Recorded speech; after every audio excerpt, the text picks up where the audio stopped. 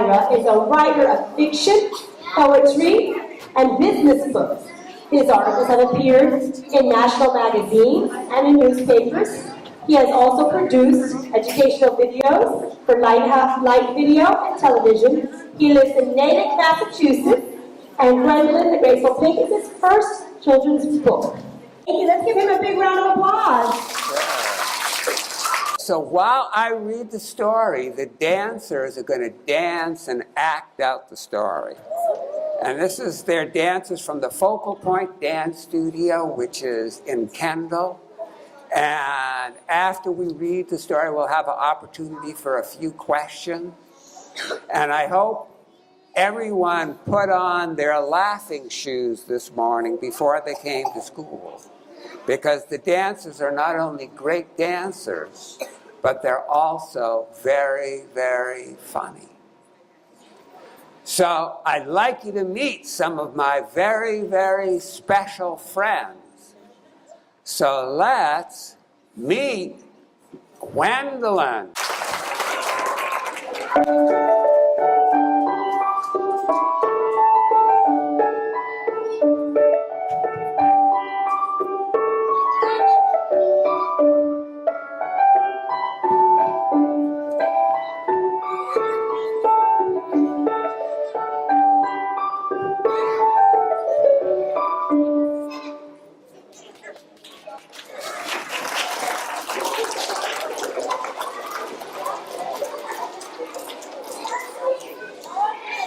She lives on a farm. Next to the farm is an old fire station. The famous ballet teacher, Natasha Levertov, turned the fire station into a dance studio. Every day, Gwendolyn gazes in the window at the children learning to dance.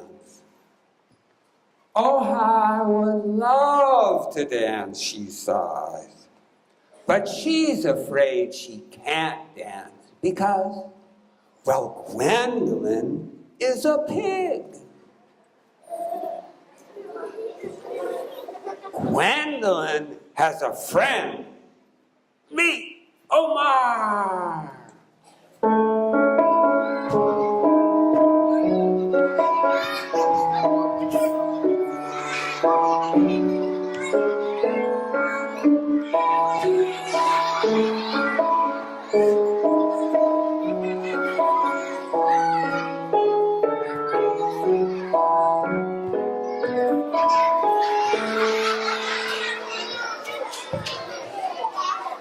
He's a pig who wants to play football. But Omar bumps into things and trips. The football coach, Paul Pug Patowski, says Omar can't join the team because he's too clumsy. Omar likes Gwendolyn and thinks she's just about perfect, even though she can't dance. And Gwendolyn thinks Omar is a hug muffin, even though he's a little clumsy.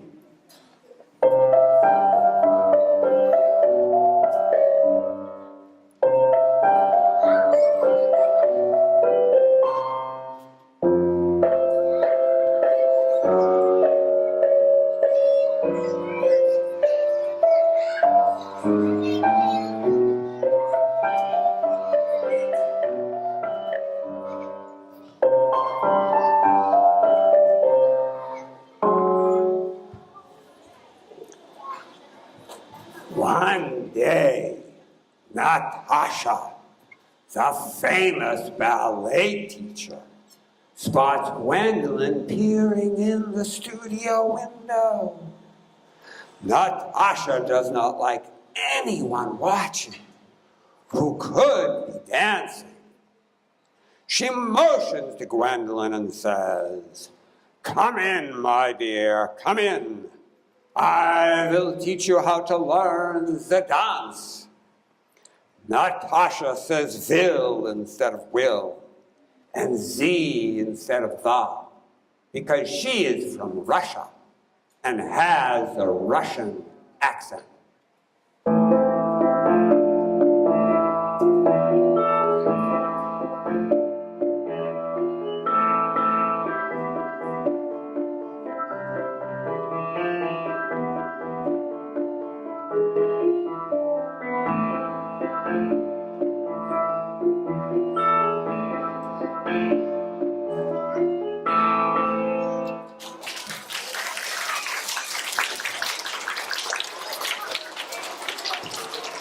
Gwendolyn is very timid, but she pokes her head in and asks Natasha, "Can you really teach me how to dance?"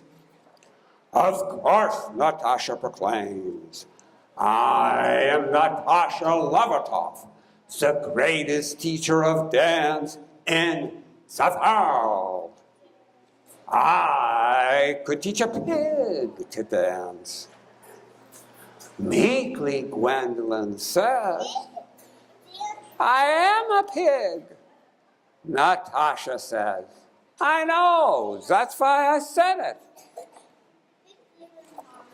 "By the way," Natasha asks, pointing to the window where Omar now stands, "who's that pig in the football uniform?"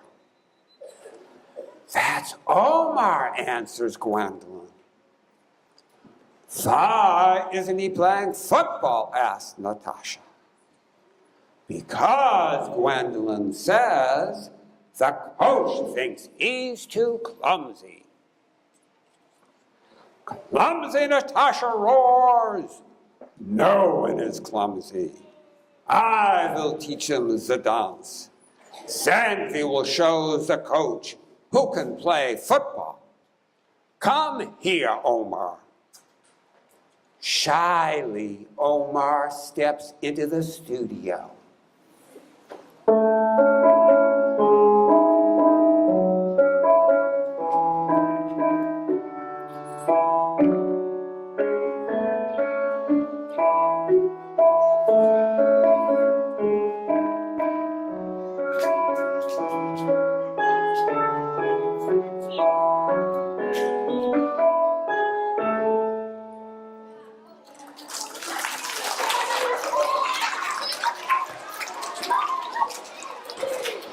"Omar," Natasha orders, "step in the line with Gwendolyn."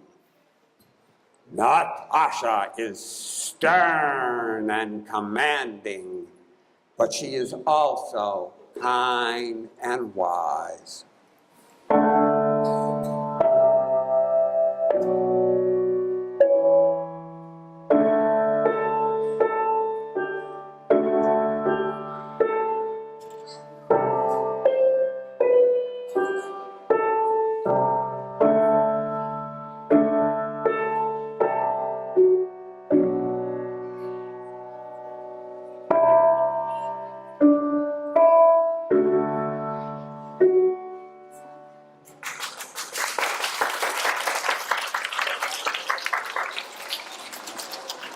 First, her students bend and stretch to prepare their muscles.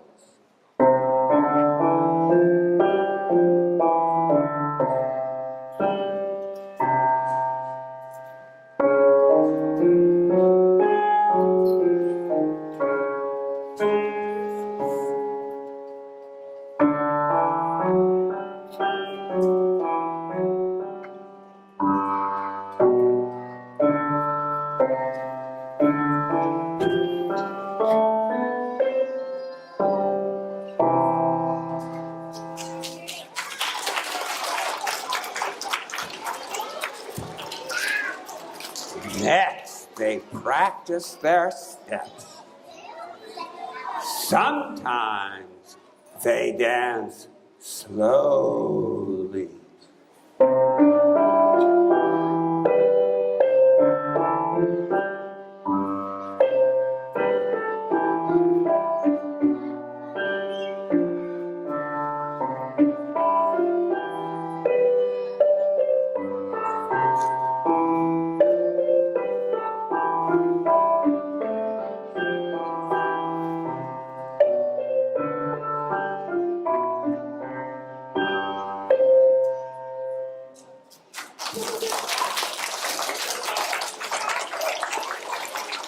Sometimes they dance fast.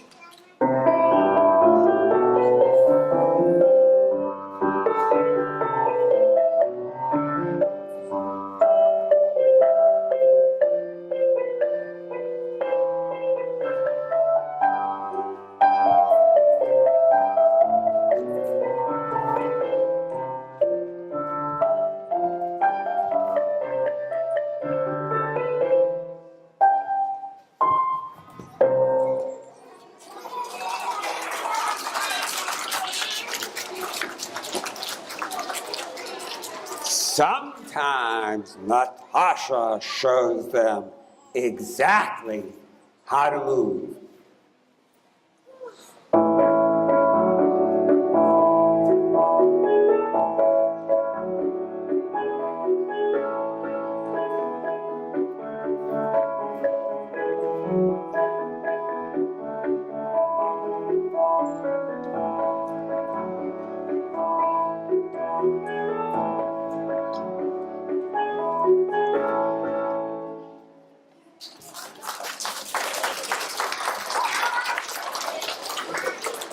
Sometimes Natasha lets them be silly and dance however they want.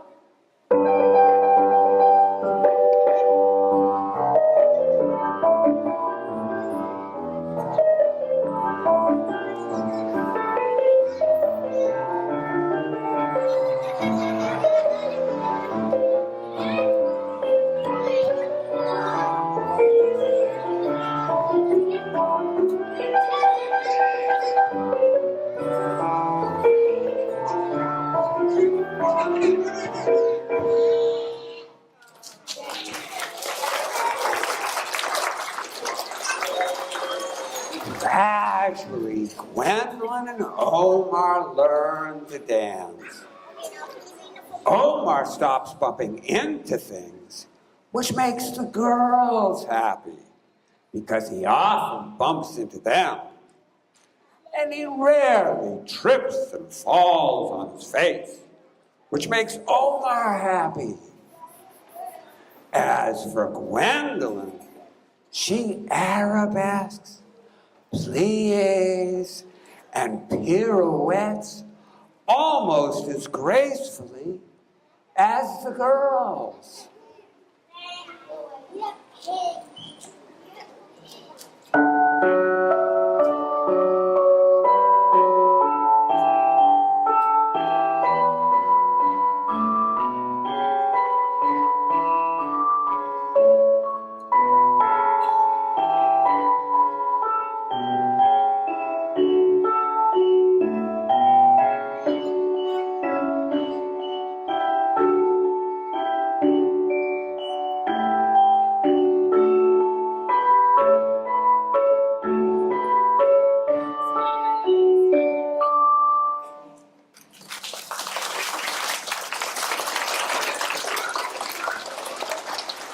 Natasha is very proud.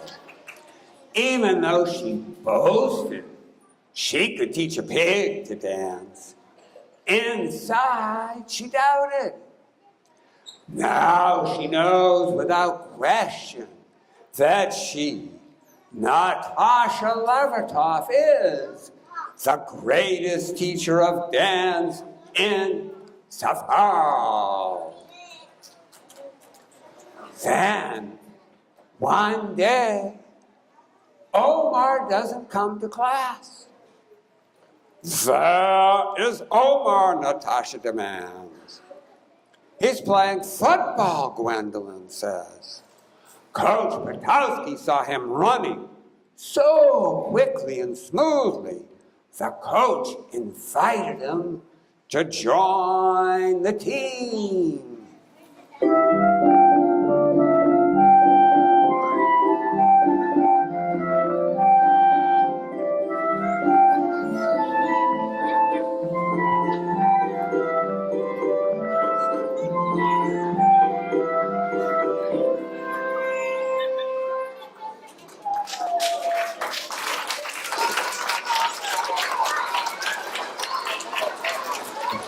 Years of Omar's success, everyone in class applauds. They know how much Omar wants to play football. He is not giving up the dance, Natasha says in alarm. Oh no, Gwendolyn replies. Omar loves to dance and play football. On Monday and Wednesday, Omar practices football, and on Tuesday and Thursday, dances. On Friday, everyone in class, including Natasha Levertov, the greatest teacher of dance in Safar, goes to the football stadium to root Omar on. Coach Patowski sends Omar in on defense near the end of the game. When the ball is snapped, Omar charges. The quarterback sees an enormous pig heading toward him and drops the ball. Omar falls on the ball. The whistle blows. The game is over.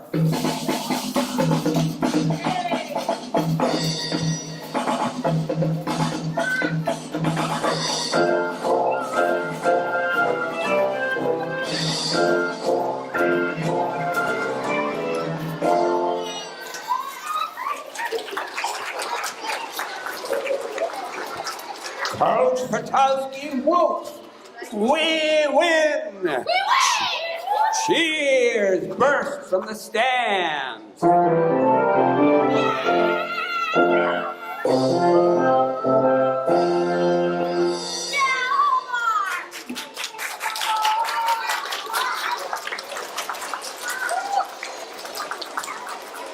The next day is Gwendolyn's ballet recital. Imagine the excitement when the audience sees Gwendolyn in a bright purple tutu. She dances with such skill and beauty. Everyone gasps in astonishment.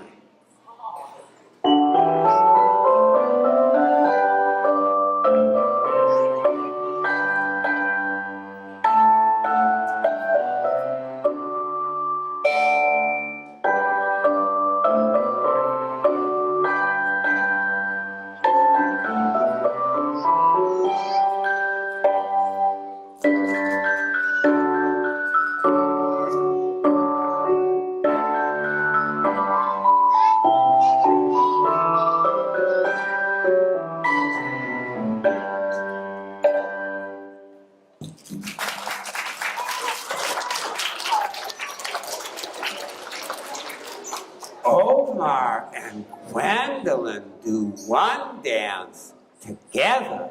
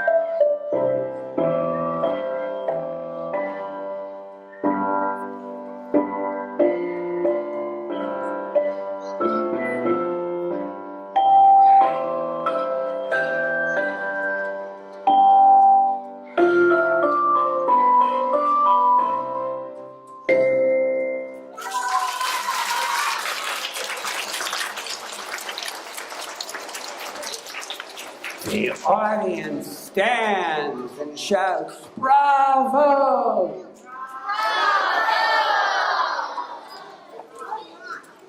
Natasha Levertov becomes even more famous. TV, newspaper, and magazine reporters besiege her for interviews. Not that Natasha minds. Gwendolyn and Omar make so much progress. Natasha awards them special medals.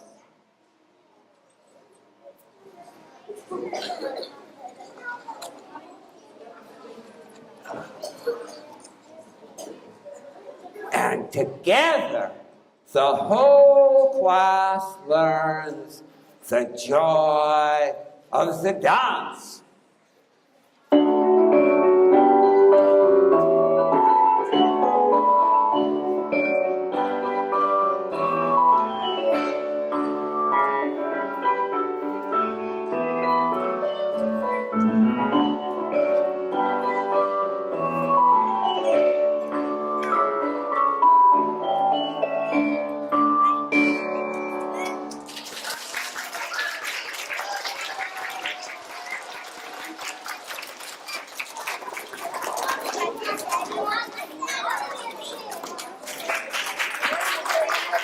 So did everyone enjoy that? Okay, so what we'll do now is we'll have the dancers introduce themselves. They'll tell you their names and how long they've been dancing. Hi, my name is Allison Labat, and I've been dancing since I was 3 years old. Hi, my name is Gwendolyn. I'm 15 years old and I've been dancing since I was 3. Hi, my name is Thomas. I've been dancing since I was 3 and I'm 15 years old. Hi, I'm Brianna Roca. I'm 14 years old. I've been dancing since I was 3 years old. Hi, I'm Nikki Sky. I'm 18 years old and I've been dancing Help for us 14 do the years. Q&A. Okay. Hi, I'm Gio and I've been dancing for 8 years.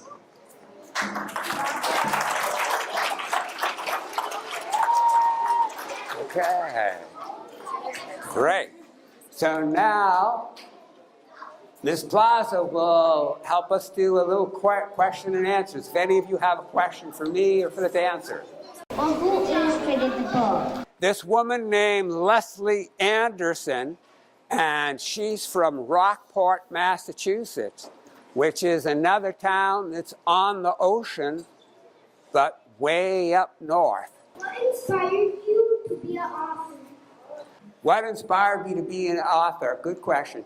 So when I once saw a report card from the 4th grade that said that I like to write stories to entertain my friends. So I've always loved to read, and when you love something, you always try to imitate it. So I've always been writing, and it's always a joy to have people, take pleasure from what you've written. How did you get the idea to write the book? How do you get the ideas? Well, ideas are really, everybody has ideas. I'm sure you all have assignments to write stories, and you say, oh, I'll write a story about my dog, or, another pet, or baseball, or something. The thing is, when you write a story, it's like telling your friend something. It's like if you went away for a weekend, and then you came back and you want to tell your friend everything that you did. Well, what you're doing when you're telling your friend is you're writing a story. So the only difference between writing something down and telling your friend a story is just that when you write it down, you have the opportunity to go over it and over it and over it and make it perfect. What was your muse to write the book? What was my inspiration, my muse? Very impressive. Okay, I wanted to write a funny story. And so, some animals are naturally funny, some animals are scary. Like if I wanted to write a scary story, I could have written about a Tyrannosaurus Rex that wanted to learn to dance. Only the trouble is he would always eat all the other dancers.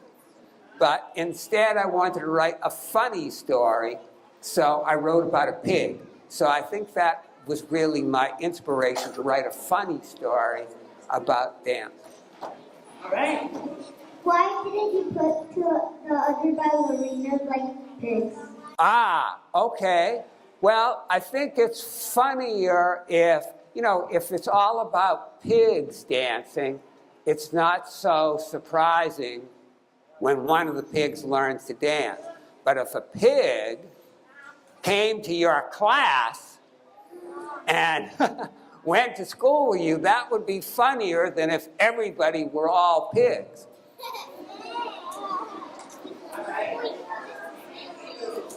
She wants to know if she is really a dance teacher. Aha. Okay. No, I'm just a dancer. How do you make like you're really an artist? You made all these details and everything in the book? How do you do it to be a writer and to put together all these beautiful illustrations? Okay. Well, it takes certainly some effort and time. When I wrote the book, that might take a month, but then you have to go over it and over it and over it. And then I went to an illustrator, and she took a year to draw all the pictures. So it took a year to write the book, a year to do all the pictures, and then you have to put it together electronically and send it off to a printer to be printed. And then the book... 1 year, boys and girls, that's 12 months. It takes a lot of work to put a book together. Thank you. These questions are fabulous. Just a few more. Your favorite book that you have written? The favorite book that I've written? Well, usually it's the book that you're writing most currently. So I'm writing a new Gwendolyn book. How many books do you make? Well, I've written 3 children's books and about 5 books for adults, so 8 all told. What inspired you to make all your books? Well, every book has a different inspiration. The Gwendolyn books were just to write funny stories about ballet. But, sometimes you have an inspiration, you want to write a story about golf, or you want to write a story about business. It's just as you live your life, you get different inspirations to write different stories. Thank you. Stories are everywhere, and you can write your own. What inspired you to act out the That's a good question. Okay. What inspired you to act out the story in the book? Well, it makes it more interesting. The dancers really bring the story to life, and they add so much of their own creativity. It just makes the whole thing richer than just me standing and reading the story. I'm sure everybody really enjoyed watching the dancers, didn't they? I think we need to give those dancers a big round of applause, KBCS style. We appreciate them coming so much. How did you get all of the ballet people? Well, where's Amanda? Amanda is the head of the Focal Point Dance Studio, and she really puts all the dancers together and all the choreography, etc. So it's really a big hand for Amanda. Okay, last question. The lesson that you were teaching in the story. Well, I think you have to have big dreams, and you have to work hard to achieve your dreams. So that's the most important thing. Always remember that, boys and girls. Dream big and work really hard, and all your dreams come true. Let's give one more round of applause to our stars. Thank you for coming out. And to David Ira Rottenberg for coming to see us and bringing us this fabulous story.